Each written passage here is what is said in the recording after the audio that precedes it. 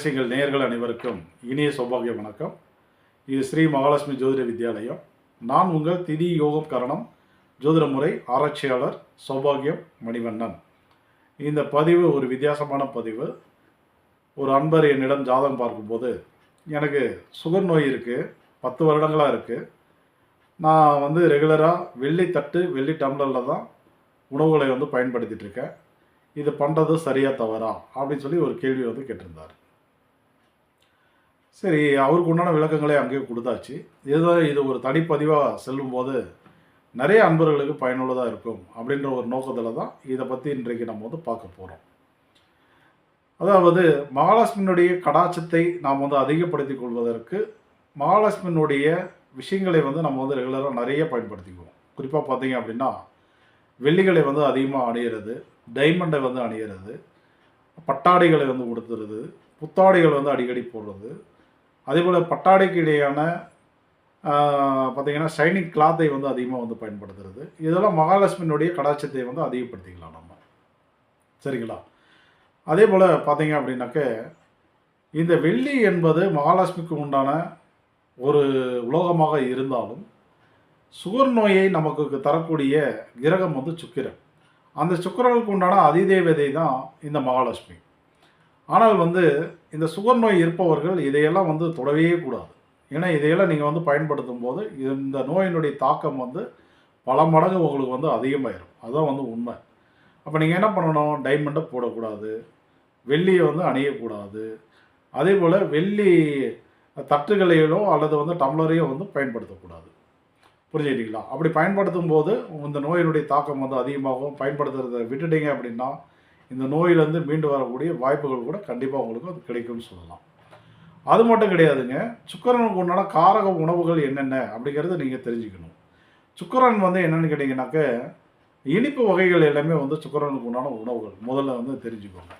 அதே போல் வாசனை மிக்க உணவுகள், ஏலக்காய் இருக்கு இல்லையா, ஏலக்காய், பட்டை, லவங்கம், அதே போல் புதினா, கொத்தமல்லி, ஸோ அதில் செய்யக்கூடிய துவையல், ஸோ இதெல்லாம் சுக்கிரனுக்கு உண்டான காரக உணவுகள் தான். அது மட்டும் கிடையாதுங்க. சுக்கிரனுடைய காரக உணவுகள் வேறு என்னென்ன இருக்குது அப்படின்னா, இப்போ மொச்சை, வெள்ளை மொச்சை சுக்கிரனுக்கு உண்டான உணவு. வெள்ளை மொச்சை மட்டும் கிடையாது, மொச்சை ரகத்தை சேர்ந்த உணவுகள் எல்லாமே.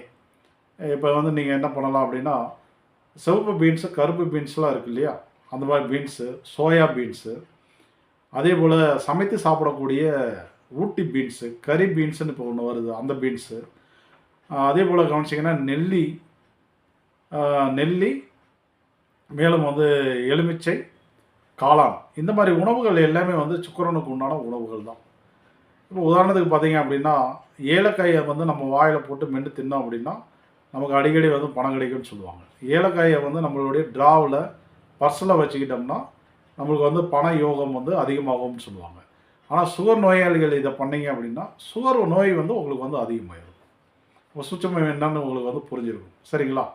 இப்போ அடுத்தது, இந்த சுகர் நோயை தீர்ப்பதற்கு என்ன பண்ணலாம், வழிபாடுகள் ரீதியாக, பரிகாரங்கள் ரீதியாக நம்ம என்ன பண்ணலாம் அப்படின்னு பார்க்கும்போது, திருவாரூர் மாவட்டத்தில் நீட்டாமங்கலம் தாலுகாவில் இருக்கக்கூடிய திருவெண்ணியூர், இந்த திருவெண்ணியூரில் இருக்கக்கூடிய கரும்பேஸ்வரர், இந்த ஊர் பார்த்திங்கன்னா ஒரு காலத்தில் கரும்பு நிறைந்த ஒரு வனமாக இருந்த ஒரு இடம். அதனால தான் இந்த ஈஸ்வரருக்கு கரும்பேஸ்வரர் அப்படின்னு சொல்லி ஒரு பேர் இருக்குது. இந்த கரும்பேஸ்வரரை நீங்கள் தரிசனம் பண்ணணும்.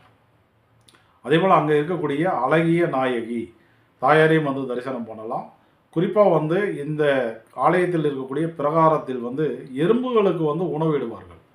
எறும்புகளுக்கு பார்த்திங்க அப்படின்னா இனிப்பு கலந்த உணவுகளை நம்ம கொடுக்கும்போது நம்மளுடைய சுகர் நோய் கட்டுப்படும் என்பது நம்பிக்கை. அது நிறைய பேருக்கு ரிசல்ட்டு கிடைச்சிருக்கு.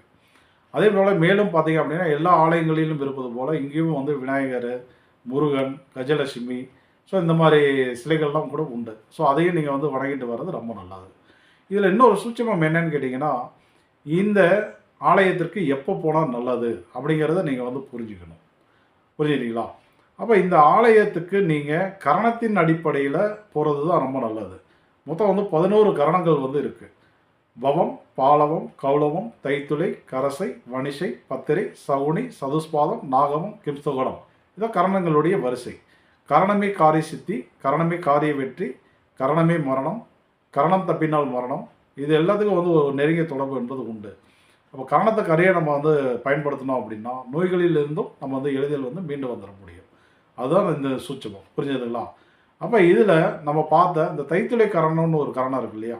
அந்த கரணத்தில் இந்த கரும்பேஸ்வரரை சென்று தரிசனம் செய்வதன் மூலமாக உங்களால என்ன முடியுமோ அத பண்ணுங்க. முடிஞ்சா வந்து ஒரு அர்ச்சனை பண்ணிடுவாங்க. தேங்காய் உடைச்சு. அதனால நல்ல ஒரு பொருட்செலவு வந்து பண்ண முடியும்னா, ஒரு அபிஷேகம் பண்ணுங்க. ஒரு சகஸ்ரநாம பூஜை பண்ணுங்க. ஒரு அஷ்டோத்திர பூஜைகள் பண்ணுங்க. முடியலன்னா அந்த அஷ்டோத்திர மந்திரங்களுடைய புத்தகத்தை வாங்கிட்டு போயிட்டு, நீங்களே உட்காந்து மனதார வந்து படிச்சுட்டு வாங்க. இப்படி எதை செய்தாலும் இந்த பாதிப்புகள் வந்து நிச்சயமா வந்து விலகிரும். இது மிக சிறந்த ஒரு பரிகாரம். மிக சிறந்த ஒரு தகவல். எனவே வந்து நல்ல ஒரு ஜோதிட தகவல்களை நம்ம வந்து 4 பேத்துக்கு பரப்புவதன் மூலமாக நமக்கும் வந்து புண்ணியங்கள் வந்து கிடைக்கும். அத மனசுல வச்சுக்கோங்க. முடிஞ்ச அளவு அந்த தகவல்களை வந்து பகிருங்கள். எனக்கு இதுவரை இந்த அற்புதமான ஜோதிட கலையை என்னுள் விதைத்த பிரபஞ்ச குருவிற்கும், எனக்கு கற்றுத்தந்த அனைத்து குருமார்களுக்கும் எனது மனமார்ந்த நன்றிகளை தெரிவித்துக் கொண்டு விடைபெறுகிறேன். நன்றி. வணக்கம்.